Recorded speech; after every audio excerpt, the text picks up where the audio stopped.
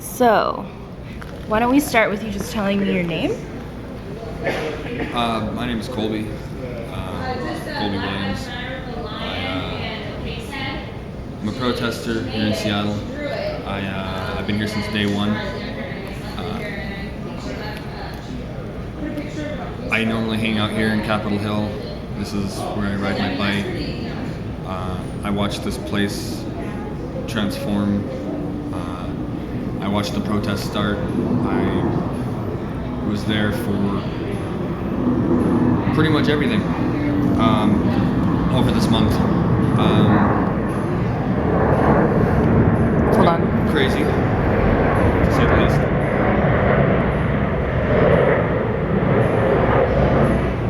So why don't we start on day one when you guys took this over? What was that like? Well, how it started was a march from downtown Westlake Center area. We marched to Capitol Hill and we were met with a police barricade. They set up a barricade and had lined up a bunch of riot cops on 11th and Pine to stop us from getting to the precinct. And the fear was that we were going to commit arson, loot, destroy the neighborhood. Obviously, that's not what happened. We marched here, and when we were met with the police barricade, that just resulted in a week-long standoff where they didn't let us through, and we insisted on marching. I'm sure that if they just let us march here that first day, and there was no pushback, there's a really good chance we all would have went home that night and none of this would have happened. But it became day in, day out of showing up to march on the precinct, and they eventually retreated. They fell back. They abandoned the precinct. They took out a bunch of valuables and abandoned the building. And I personally believe it was a setup because for a few days, we were protecting this for a few days before we realized that the front door was actually open. Everything was boarded up, but you could just pull the door open. There's a huge insurance claim on this building. If we were to burn it down, the city would get like $1 billion or something. And I personally believe that they were counting on us to be destructive, and for whatever reason, I mean, I don't know why they wanted that, but yeah, so we marched here. They retreated. They abandoned the precinct, and we decided that we have to protect the building. We have to make sure that people don't burn it down, that we don't riot, that we don't loot. So us, as a whole group, decided that that's how it was going to go down. We talked to the crowd and discussed what the plan was. So when they retreated, we marched up to 12th and Pine and held a rally there. They showed documentaries that night. They discussed what are we going to do now, because we were not expecting this. This was not in our plans. We simply intended on peacefully protesting police brutality with peace. We were met with opposition, and that resulted in what you see now. And actually, we're only occupying the precinct until the city complies with our demands. We have a list of demands that we're working on. We know what the demands are, but right now they're working on a piece of legislation that is going to encapsulate all of our demands in one bill, and hopefully it can be passed and we can all go home. Do you want to say what the demands are? It's a pretty specific list now at this point. There's an official list. What I do know is that we want to end qualified immunity. We want to defund SPD by 50%, reallocate those funds to the Black community in Seattle, South Side, Central District, to fund housing, education, drug treatment. There's a whole bunch of things that they want to reallocate those funds to.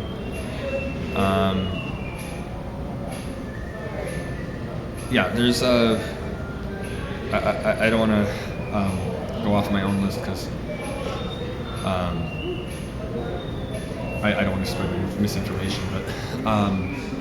Has the city moved on any of those demands? Has any progress been made?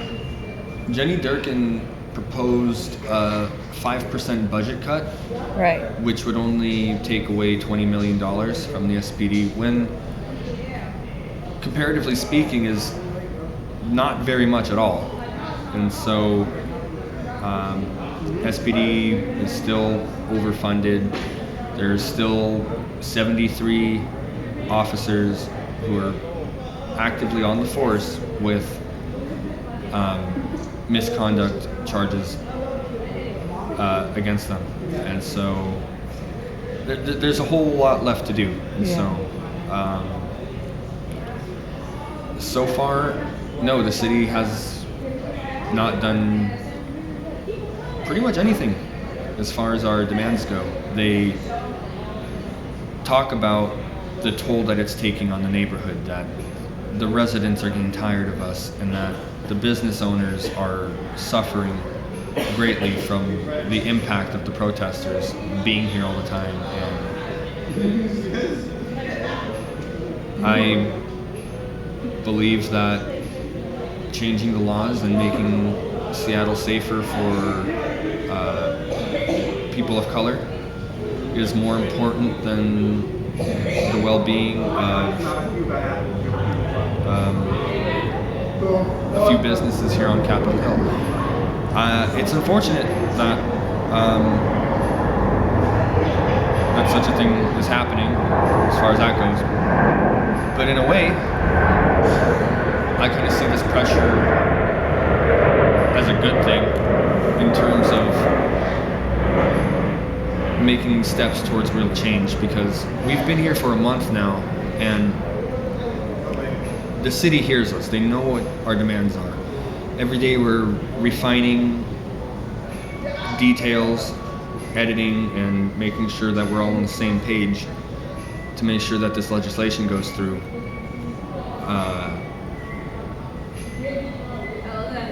What was I saying?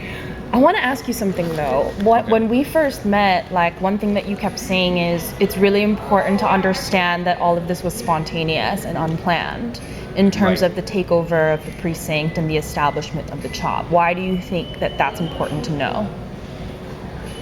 It's important to know because the way a bunch of people perceive what's going on here is that a bunch of leftist anarchists are overtaking Capitol Hill and trying to establish some sort of socialist government here. And I think we've done a good job recently of making sure people know that that's not the case, at least locally, because we don't want that misinformation to spread too far and to have everyone against us because they don't know what's happening. The police abandoned the precinct and we decided that we were just going to protect it. So what you mean by we, like the protesters never asked the police to leave. The police did that on their own accord. Right. And everything just kind of evolved from there. Yeah. Yeah, we never forced the police here. We never forced the police out of here. We simply just marched to the precinct, and they wouldn't let us. And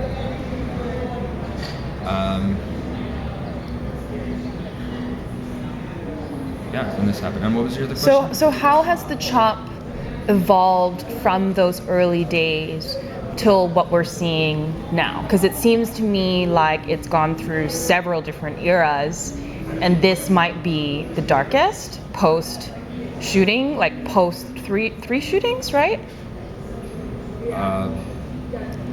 There's been at least two. Some people fire warning shots in the park sometimes, but they're for all intents and purposes, there's just been the two shootings. Those are the only two instances where there was any deaths or injuries. But from what I've heard in the beginning, it was very peaceful, very positive, a lot of like conversations, a lot of, yoga and stuff like that. Aside from the yoga, yeah, it's been pretty much that the entire time. From the very beginning, it was very... You could tell that there was still a lot of angry energy. There was still a lot of emotional people here because George Floyd had just died, and we demanded change immediately. And that first week, I mean, I remember everybody there was so angry and emotional, rightfully so. And after the tear gassing and the rubber bullets, the first night where there was no violence, the crowd had mostly dispersed from there being a few thousand to just being maybe around 100 people at least who stayed overnight. The very first night where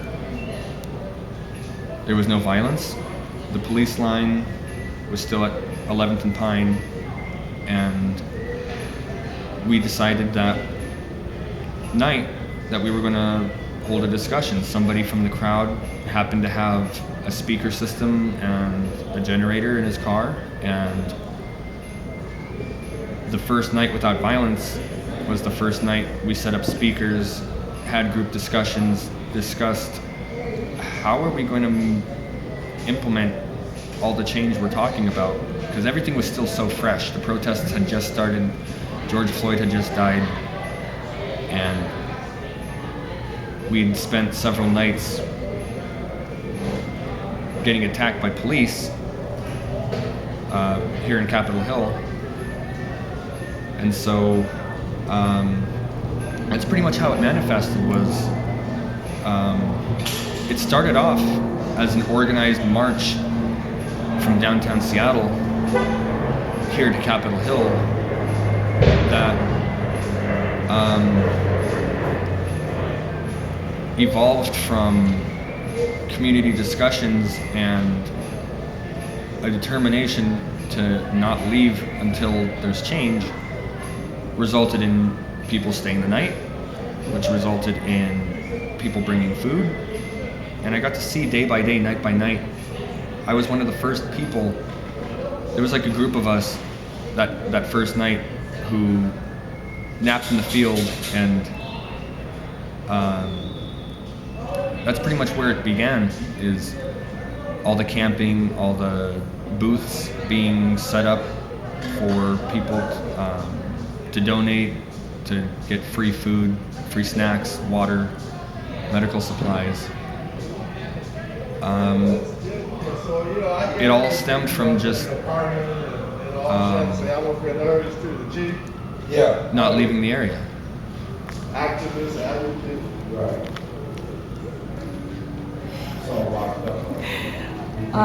And then when did it sort of start to change?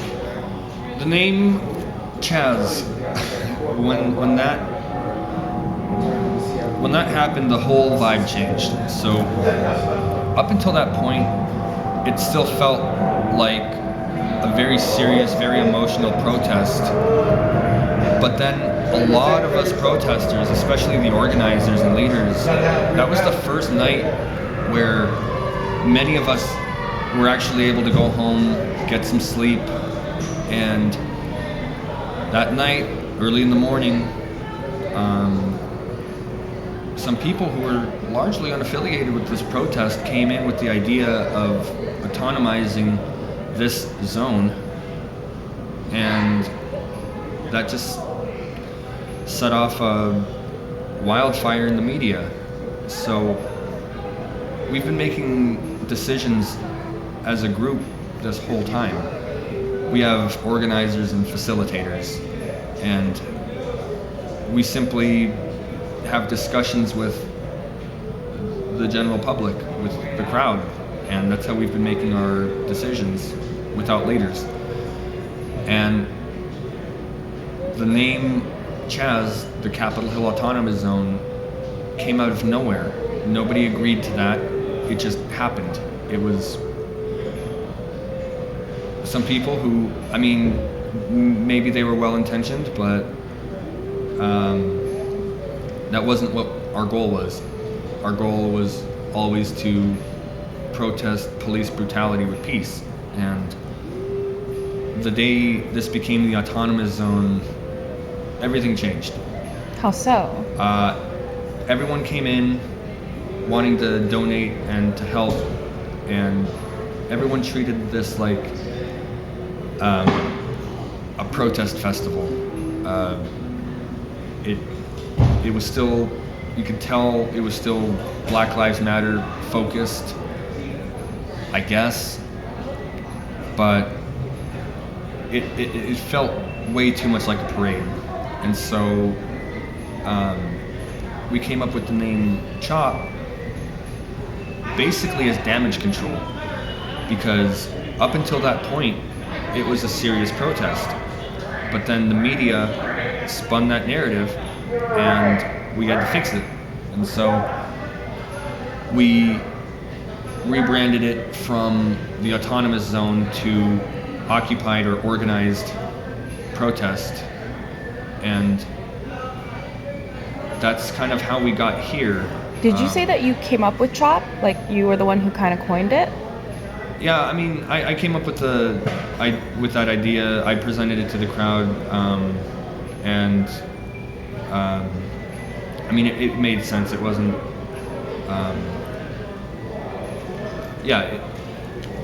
I named it per se. I mean, I did. Yeah. But I mean, it made sense. Because this is a protest, and we're just trying to take advantage of the situation. The fact is that the police abandoned the precinct, and so we decided to occupy it. No one's inside. I mean, police might be inside. We haven't seen any police come into the main entrances, so if they do come, it would have to be through the restaurant. I mean, I doubt they're coming, or they're gonna Right. come through. And so the precinct has been under our control. All we've done is protect it. That's what we were doing initially. And then we realized that this is a valuable building, and the police abandoned it. And so with that information, we seized the opportunity to say that you cannot have this building back until you meet our demands. And Right. So how do you feel about what's going on with the CHOP now, today, 2 days after the most recent shooting where a 14-year-old was, harmed and killed? And people are really... the 16-year-old was shot and killed. The 16-year-old was killed, right, and the 14-year-old was injured. And people are really feeling like, this might be the end, I think, right? Right. A lot of people have packed up and left. Honestly, the optics on this is just bad. We've been attacked multiple times. I think the general mood of everyone here is that we have to be persistent. We have to stay on message. We can't give up the precinct. We can give up on the park. We could give up on the barricades on 10th. That doesn't matter to us. What matters is that Seattle meets our demands. And so, 2 days later, after the most recent shooting, we're all still pretty emotional and honestly traumatized because a lot of people here have never experienced such a thing before. And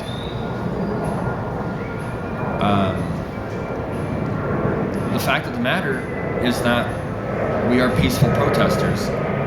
We have infiltrators. We have people coming in, sabotaging this protest. And it's abundantly clear to us. It's not yet clear to the public because day by day everything is unfolding. But eventually everyone will know what happened. At least everyone will understand that we only had peaceful intentions, but that we were being continuously attacked by people who didn't support the cause, by people who wanted to actively sabotage this protest.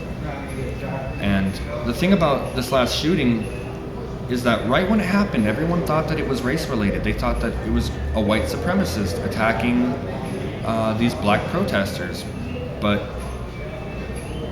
a few of us knew, and we all knew right after, that these were a couple of black teenagers.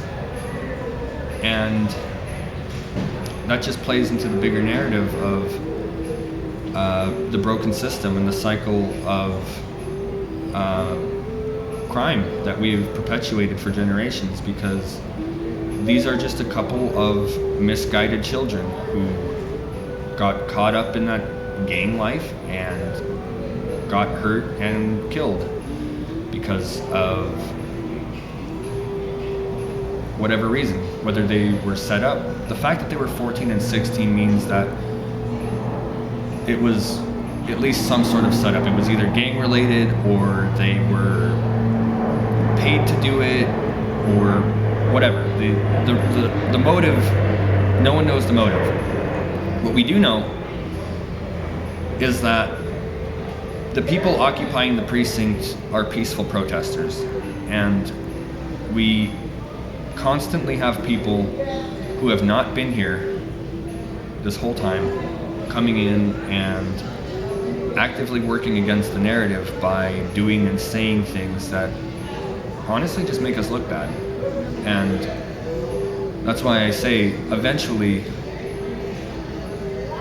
everyone will know what has been going on here. I know a lot of people actually already do, and a lot of people know that the news is bullshit, but I mean, this persistence and consistency of the protesters showing up here every day is a testament to the mission. And though those kids did, you know, they got themselves hurt, it shouldn't have happened. This is a peaceful protest. And actually, one of the details about that shooting that the news is misconstruing is that our security team shot at him and his friend. Well, that's not true, because our security team has been disarmed ever since one of our first meetings. When we were first forming our medical team and our security team. Let the thing pass.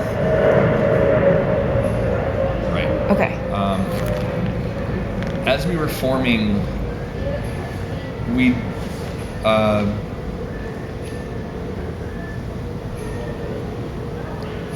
when this was still forming, members of our security team were armed, and those pictures did go viral. Everyone saw the open carry protesters here.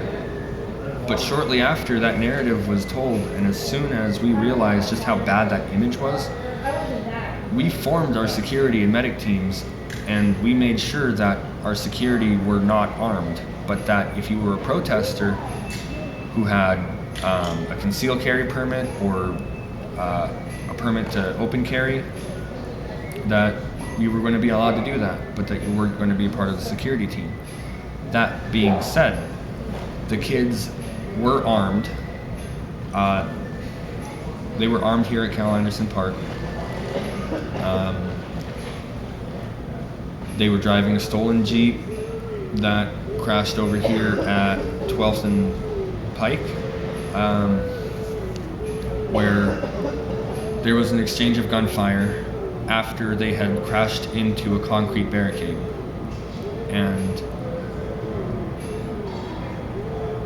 an opportunist, no one knows who it was, came in and snatched the weapons, because that detail is important only because they were not unarmed black teenagers who were ruthlessly murdered by our security. Rather, they were misguided children who were playing with guns. And I mean, I'm still processing the whole thing, but the point I guess I'm making is that we always had peaceful intentions, but that there are people who are not involved with this protest bringing violence and chaos here, and that none of these shootings are happening inside of CHOP. All of these shootings, all of this violence, they're happening right at the borders. People are hearing and seeing what we're doing and disagreeing with it, or they're being lied to and they're responding in outrage, and they're coming here looking for a fight of some sort. And so our goal has always been to protest peacefully, but with everything in the news, with the way the news is covering the Capitol Hill protest, we have a lot of people who are against what we're doing. They're against CHOP because if they understood what we were doing, I honestly don't think that they would be so opposed, because we're just trying to make the streets safer for our people of color, for our black community, for our brown people. And so